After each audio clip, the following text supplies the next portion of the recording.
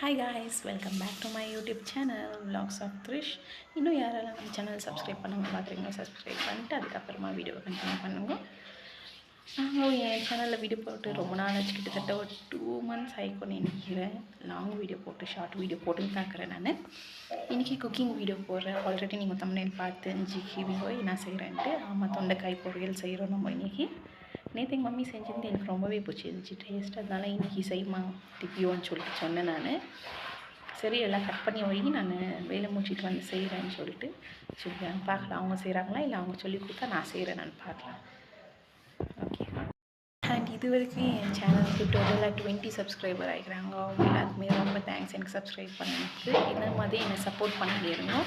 நான் போடுற ஒரு வீடியோக்கும் கண்டிப்பாக நீங்கள் லைக் பண்ணணும். நீங்கள் லைக் பண்ணால் தான் எனக்கு மேலே அப்கமிங் டேஸில் இன்னும் வீடியோஸ் போடணும்னு எனக்கு ஒரு ஆர்வம் வரும்.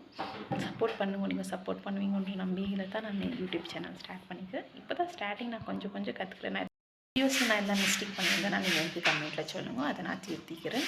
ஸோ அவங்க வீடியோக்குள்ளே போனால் தொண்டைக்காய் பொரியல் செய்து எப்படிப்பா. இங்கே ஆல்ரெடி நான் தொண்டைக்காயை நல்லா வாஷ் பண்ணி வச்சுட்டு, இது கோவக்காயின்னு கூட சொல்லுவாங்க. ஆனால் நாங்கள் ரொம்ப இதை தொண்டைக்காயின்னு தான் சொல்லுவோம். நீங்கள் இதை என்ன சொல்வீங்கன்னு கமெண்ட்டில் சொல்லுங்கள், ஓகேவா?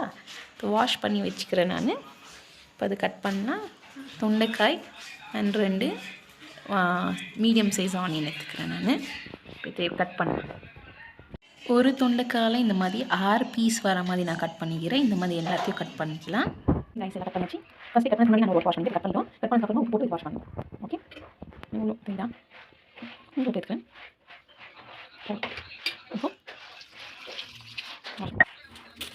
ரொம்ப பேசிக்கூடாது, கொஞ்சம் பேசி வாஷ் பண்ணுவோம்.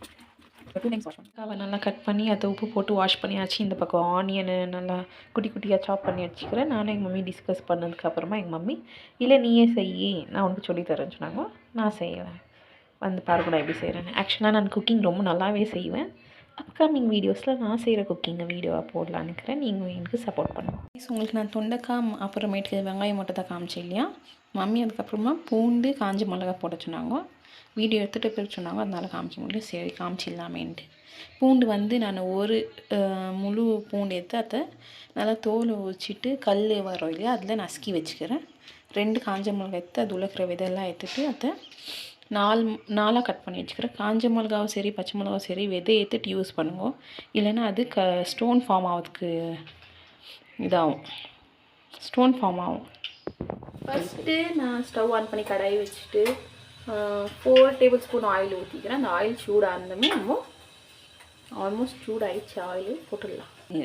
ஆயில் சூடாக இருந்தோம் நம்ம காஞ்ச மிளகா நம்ம பேர் நறுக்கி வச்ச பூண்டு, நசுக்கி வச்ச பூண்டு. காஞ்ச மிளகா முழுசாக தான் போடணுமா, நான் தெரியாமல் 4 கட் பண்ணிட்டு அது வானன்னு சொல்லிட்டு எங்கள் மம்மி இதை போட்டாங்க. சரி இது ரெண்டுமே நம்ம கடாயில் போடலாம்.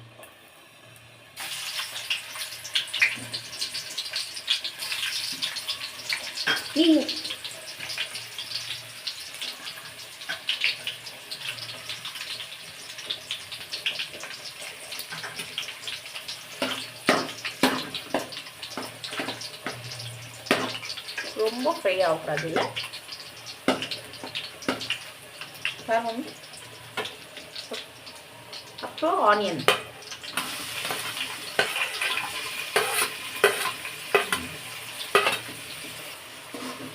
அப்புறம் நம்ம கொஞ்சம் கருவேப்பிலை போடணும். சிம்லே வச்சுக்கோங்க ஸ்டவ். கருவேப்பிலை போட்டாச்சு.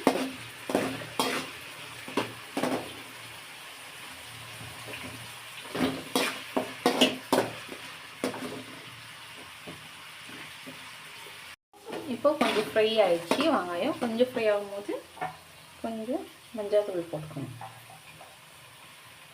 நான் இங்கே மஞ்சள் தூள் போடுறேன்.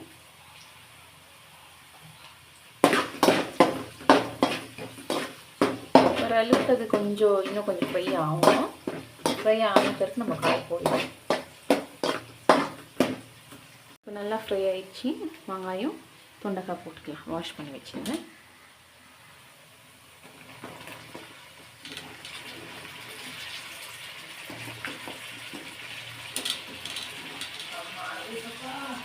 ஃபர்ஸ்ட் டைம் நான் தொண்டைக்காய் செய்கிறேன். நீங்கள் எப்படி செய்வீங்க தொண்டைக்காய்னு ரெசிபி எனக்கு கமெண்ட்டில் ஷேர் பண்ணுங்கள். அதையும் நான் ட்ரை பண்ணி பார்க்குறேன். எல்லாம் போட்டு இப்போ நல்லா மிக்ஸ் பண்ணலாம்.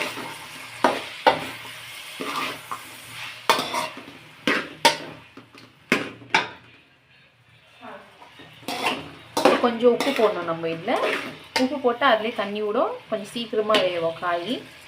இதை உப்பு போட்ட பிறகு பெருட்டிட்டு நம்ம ஒரு 10 மினிட்ஸு அப்படியே வேக விடலாம் மசாலா போடாமல்.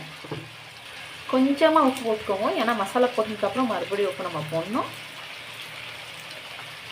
போதும் எவ்வளோ.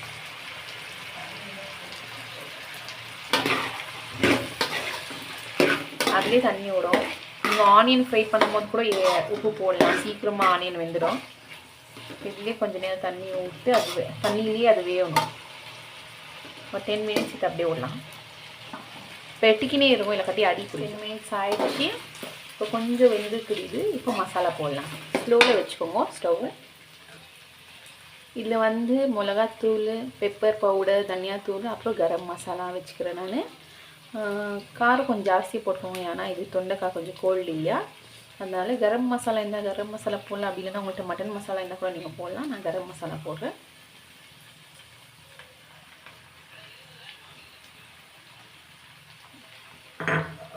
இப்போது ஃபஸ்ட்டு நம்ம உப்பு போட்டு இப்போது தேவையான கொஞ்சம் உப்பு பார்த்து போடலாம். நம்ம கம்மியாக தான் போடுறேன். அப்புறமேட்டு டேஸ்ட் பண்ணி பார்த்து உப்பு போடுறேன். ஸ்டவ் வந்து ஸ்லோவில் வச்சுக்கோங்க. நல்லா மிக்ஸ் பண்ணலாம்.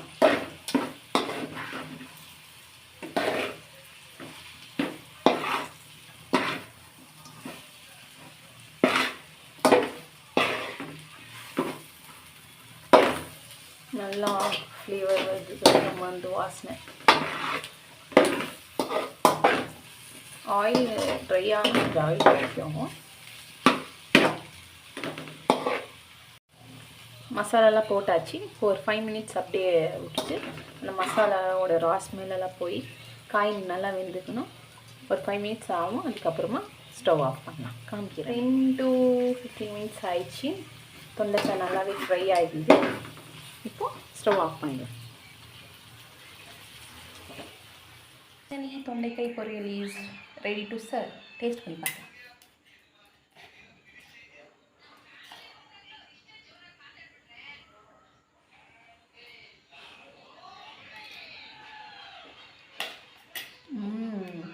எங்கள் மம்மி மாதிரி செஞ்சுக்கிறேன். கரெக்டாக இருக்குது. இப்போல்லாம் சூப்பராக இருக்குது.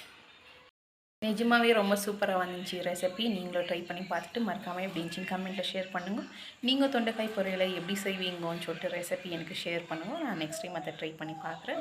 இந்த வீடியோவை இங்கேயே என் பண்ணுற வீடியோ பிடிச்சிருந்தா லைக் பண்ணுங்கள், ஷேர் பண்ணுங்கள், கமெண்ட் பண்ணுங்கள். அண்ட் நம்ம சேனலில் மறக்காமல் சப்ஸ்கிரைப் பண்ணுங்கள். பாய்.